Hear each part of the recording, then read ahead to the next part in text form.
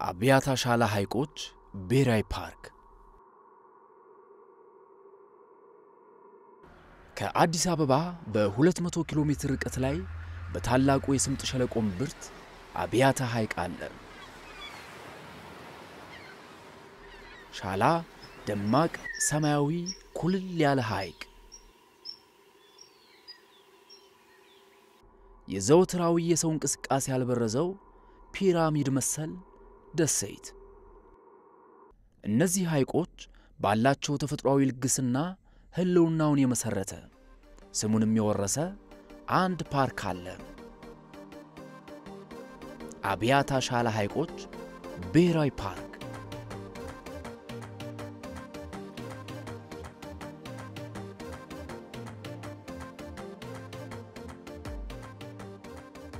በ10,000 ፍላሚንጎዎች የተወረረች የገበቴ ውሃ የመሰለችው ጭቱም እዚሁ ትገኛለች። ከምድር ሲፈልቅ በጭስ የታፈነው የፍል ውሃ ክፍል የውሃማ ስፍራዎቹ ሌላ አንጻር ነው።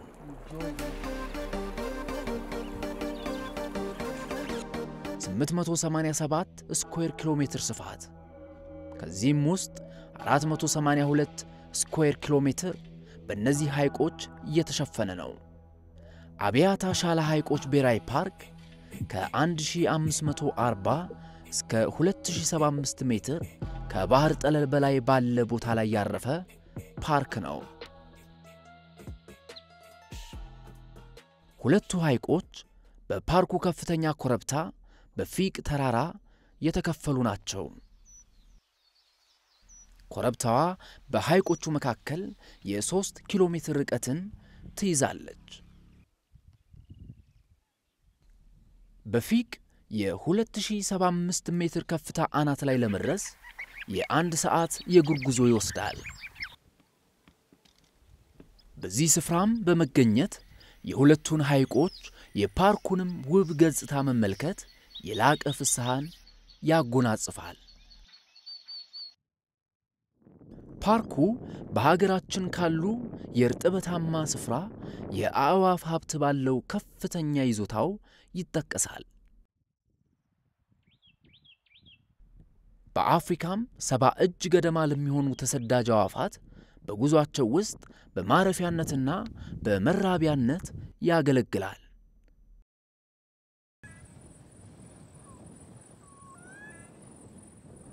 በውስጡ 453 የአዕዋፍ ዝርያዎች የሚገኙ ሲሆን ከነዚህም ውስጥ 144ቱ ሐይቁን ተገን አድርገው ይኖራሉ።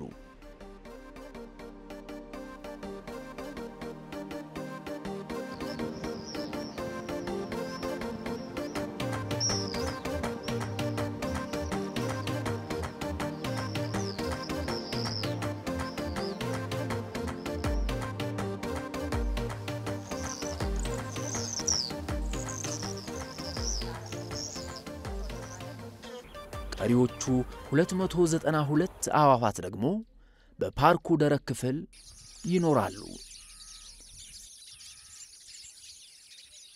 ከሐይቁ ውጭ ያለው ክፍል ዘር ብለው በሚበቅሉ ዓይንን በሚይዙ ውበት ባላቸው የግራር ዛፎች ያጌጠ ነው።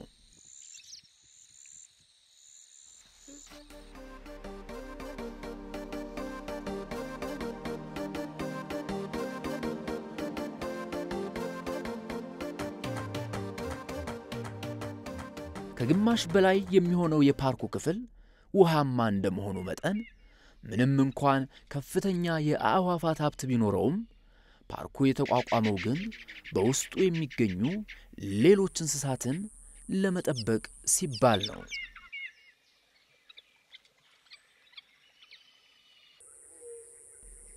76 አጥቢ እንስሳትም ይገኙበታል። የሜዳ ፍየል፣ በሆር፣ ከርከሮ እና አምባራይሌ በቀላሉ የሚታዩ ናቸው።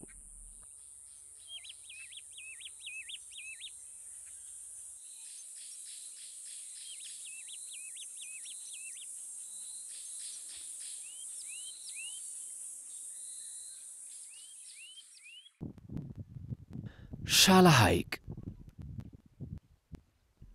ሻላና አብያታ ሐይቆች የውሃ መጠናቸው ከጊዜ ወደ ጊዜ እየቀነሰ የመጣ ጨዋማ ሐይቆች ናቸው።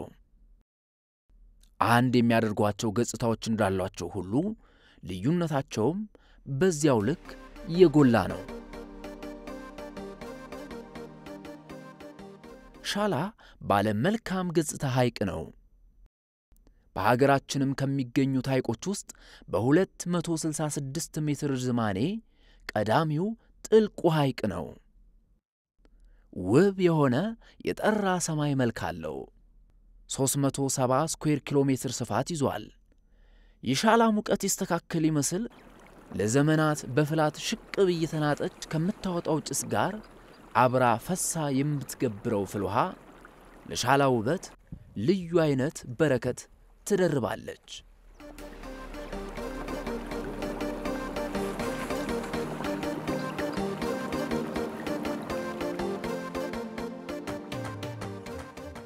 ውበቱ የማረከው ስፍራው የተመቸው ሻሎ የሚራባው ሻላ በምትገኘው ሻሎ ደሴት ነው።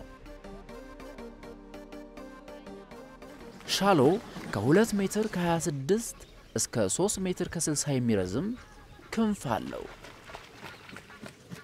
ቁመቱ ከ1 ሜትር ከ40 እስከ 1 ሜትር ከ80 ይረዝማል። ሴቷ በአንጻሩ ከወንዱ በመጠን ታንሳለች።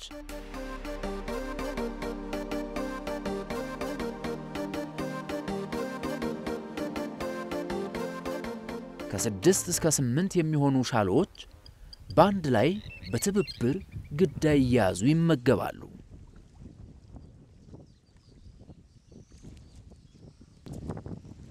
ከትላልቅ ክንፎቹ በተጨማሪ ጠንካራ እግሮቹ በፍጥነት ተነስቶ ለመብረር ያስችሉታል።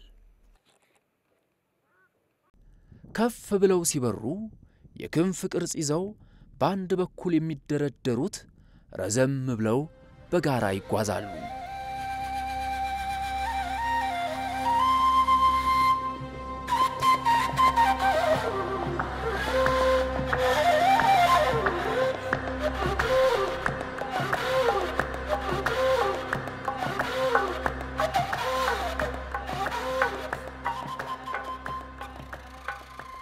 ቆልማሚት በአገራችን ከ10 ሺህ በላይ አዕዋፋት በአንድ ጊዜ በሐይቅ ላይ ሰፍረው የሚታዩበት ስፍራ ያለው እዚህ አብያታና ሻላ ሐይቆች ብሔራዊ ፓርክ ነው።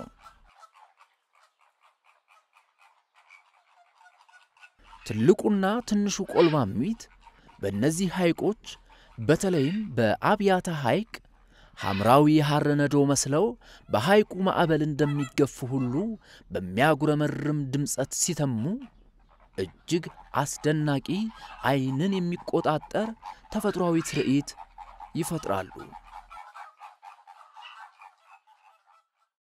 ህንድና ከፊሉ የሳሐራ ሀገሮች በዚህ አይነት መልኩ የቆልማሚት ትዕይንት የሚስተናገድባቸው ቢሆንም ቅሉ አብያታና ሻላ ሐይቆች ግን በሚይዙት ከፍተኛ የአዕዋፍ ቁጥር ቀዳሚነቱን ይይዛሉ።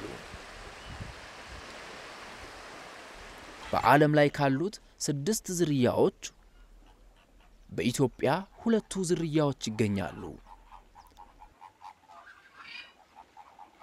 ትልቁና ትንሹ ቆልማሚት ማህበራዊነት የሚስተዋልባቸው እጅግ በሚባል ከፍተኛ ቁጥር የሚኖሩ የአዕዋፍ ዝርያ ናቸው። ሲመገቡም ሆነ ሲራቡ በአንድነት ይስተዋላሉ። ይህ ክስተት ለሚኖሩበት ስፍራ እጅግ ማራኪ ትዕይንት ያላብሳል፣ ሊያውም በዜማ የታጀበ። ትንሹ ቆልማሚት በዚህ ስፍራ ከትልቁ ልቆ በብዙ ቁጥር ይገኛል። ርቢያቸውም ኑሯቸውም ሆነ በአካባቢው ቆይታቸው የሚወሰነው ሐይቁ በሚፈጥረው የጠባይ ለውጥ በሚያቀርብላቸው ምግብና ምቾት ተመስርተው ነው። ሁለቱ አልጌ ይመገባሉ። ትልቁ ቆልማሚት ዝቅተኛ ክምችት ባለበት በተመሳሳይ ሐይቅ ይዞታ በሻላ ይገኛል። ይህ የሚከሰተው በሚኖረው የምግብ ክምችት አማካይነት ነው። አልጌን ጨምሮ ሌሎች በሐይቅ ዳርቻ የሚገኙ የጀርባ አጥንት የሌላቸውን ከውሃው አጥልለው በማስቀረት ይመገባሉ። አብዛኛውን ጊዜ በሐይቁ የመሃል ክፍል ጠጋ ብለው ይታያሉ።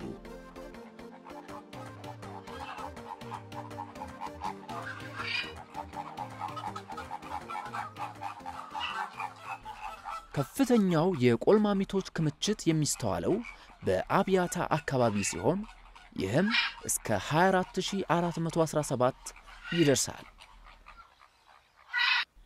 ይህ በየዓመቱ በሚኖረው የደረቅ ወቅት ሲሆን በቀዝቃዛው ወቅቶች ደግሞ ክምችቱ ወደ ሻላና ጭቱ ሐይቅ ያመዝናል። በማንኛውም ጨዋማ ሐይቅ በቋሚነት ሲኖሩ አይስተዋሉም። እንደ አስፈላጊነቱ ወቅቱን ጠብቀውና በሌሎች የተፈጥሮ ለውጦች ምክንያት ከአንዱ የውሃ አካል ወደ ሌላ ቦታ ይዘዋወራሉ። በአንጻሩ ፓርኩም 3 ያህል ሐይቆች በመያዙ በዚያው እየተዘዋወሩ ይቆያሉ። ከዚህ ውጪ ወቅታቸውን ጠብቀው ርቀው የሚጓዙበት ወቅት አላቸው።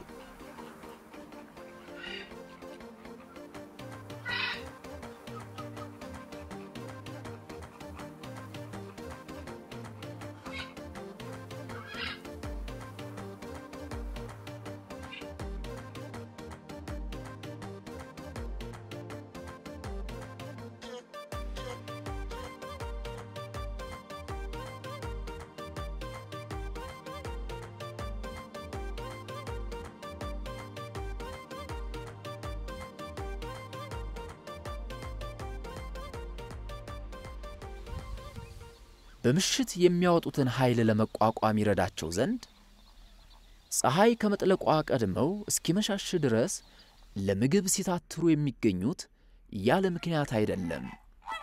በምሽት የሚያወጡትን ኃይል ለመቋቋም ይረዳቸው ዘንድ ነው። ቀደም ብለው በጧትና ወደ ማምሻው ጀምረው እስከ ንጋት ድረስ ይመገባሉ።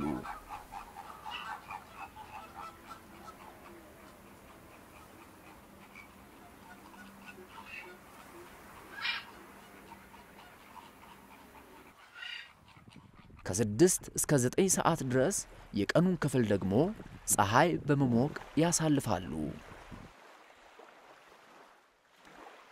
ከዚያ በሐይቁ ላይ እንቅስቃሴ በማድረግ ያሳልፉታል። አብያታ ሐይቅ። አብያታ ማራኪ ገጽታ ያለው ባለ 14 ሜትር ጥልቀት ሐይቅ ነው።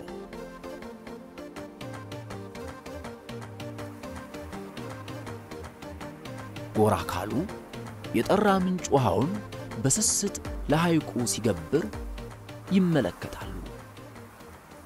በርካታ የዓሣ ዝርያዎች የሚገኙበት ቢሆንም ከቅርብ ዓመታት ወዲህ በሐይቁ በታየው የውሃ መጠን መቀነስ ምክንያት ሀብቱ ተመናምኗል። ቀደም ሲል የሐይቁ ክፍል የነበረው አካባቢም ወደ ሜዳማነትና ቁጥቋጦ ተቀይሯል። በሐይቁ ከሚስተዋሉት አዕዋፋት ውስጥ 140 የሚሆኑት ተሰዳጅ አዕዋፋት ናቸው።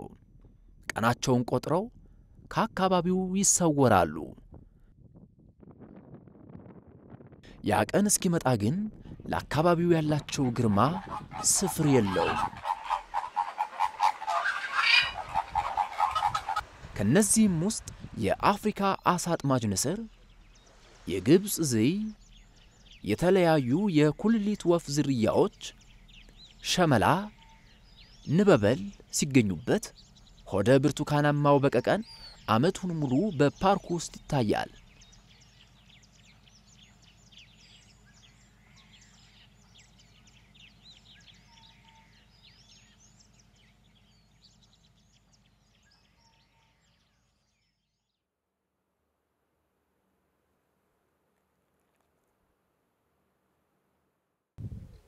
የሜዳ ፍየል፣ ጉሬዛ፣ ሚዳቋ፣ ዝንጀሮ፣ አምባራይልና ከርከሮ በፓርኩ ዋና ጽሕፈት ቤት አቅራቢያ በነጻነት ሲንቀሳቀሱ በቅርበት ማየት የሚችሏቸው እንስሳት ናቸው። በቁመናዋ ተመዛ በኩራት በቀጠናው ስትንቀሳቀስ የምናገኛት ሰጎን የፓርኩ ሌላ ውበት ናት። እነዚህ ትልቆቹ የአዕዋፍ ዝርያዎች ለፓርኩ በቀዳሚነት የሚስተዋሉ ጌጦች ናቸው። ሰጎኖች ከሚመገቡት ምግብ ውስጥ የሚያገኙትን እርጥበት ብቻ በመጠቀም መኖር ይችላሉ። አብያታ ግን የውሃ ንፍገት የሌለበት ቦታ ነውና ከሱ የሚያገኙትን ውሃ ይጠቀማሉ።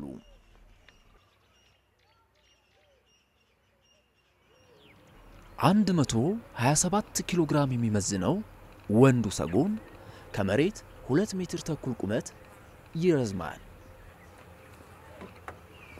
ሴቷ ከወንዱ በመጠኑ ታንሳለች። በፈጣን ሩጫ የሚታወቁት ሰጎኖች ክንፍ ቢኖራቸውም በራሪ ወፍ ዝርያ አይደሉም።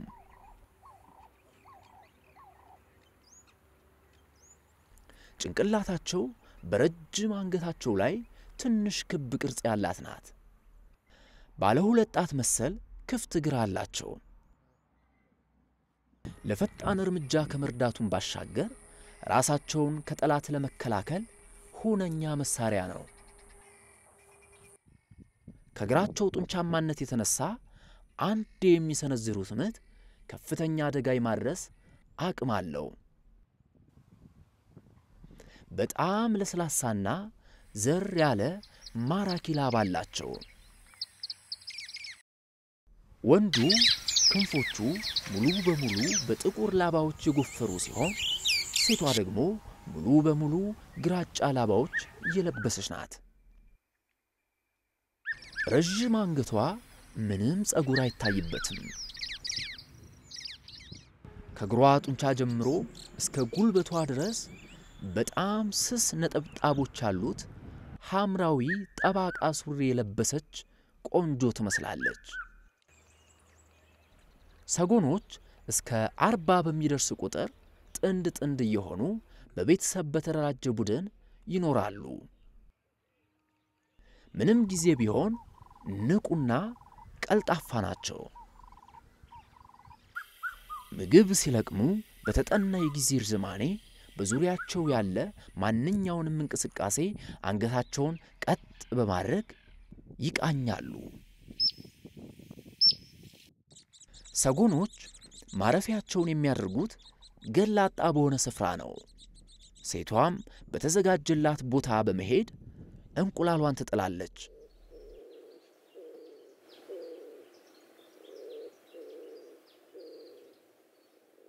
አንዷ ሰጎን በምትጥልበት ስፍራ ሌላዋም ሰጎን በመምጣት እንቁላል ልትጥል ትችላለች።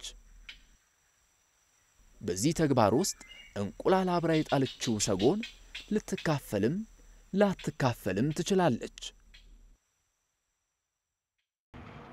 ጫጩቶቹ ከተፈለፈሉ በኋላ ሰጎኖቹ ከወትሮ በተለየ ጥበቃ ያደርጋሉ።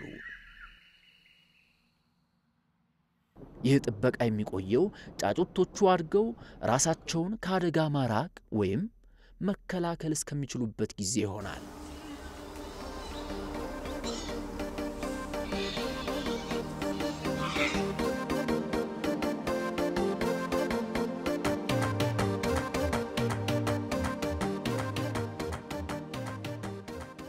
የአብያታ ሻላ ሐይቆች ብሔራዊ ፓርክ ጉብኝት መጠናቀቅ ማለት ሌላ በአቅራቢያ የሚታይ ነገር የለም ማለት አይደለም። ረጋ ብለው ቀልቦን ሰብስበው በሀገሪቱ ካሉ ሐይቆች ውስጥ በአሸዋማ ዳርቻ ለመንፈስ ሐሴትን ለእሳቤ ርቀትን በማይገድበው በላንጋኖ ሐይቅ ጥቂትም ቢሆን ቆይታን መምረጥ የግድ ይላል። ከዚህ ውጪ ምቾትን የደረቡ ውበትን የተላበሱ ድንቅ ሎጆችም ያገኛሉ። በሐሴት ውስጣቸውን ሊያሞቁ በምሽት ጥቁሩ ሰማይ ላይ የሚቁለጨለጩት በሚሊዮን የሚቆጠሩት ከዋክብት ደግሞ ምሽቱን በደጅ እንዲታደሙ ያስገድዳሉ።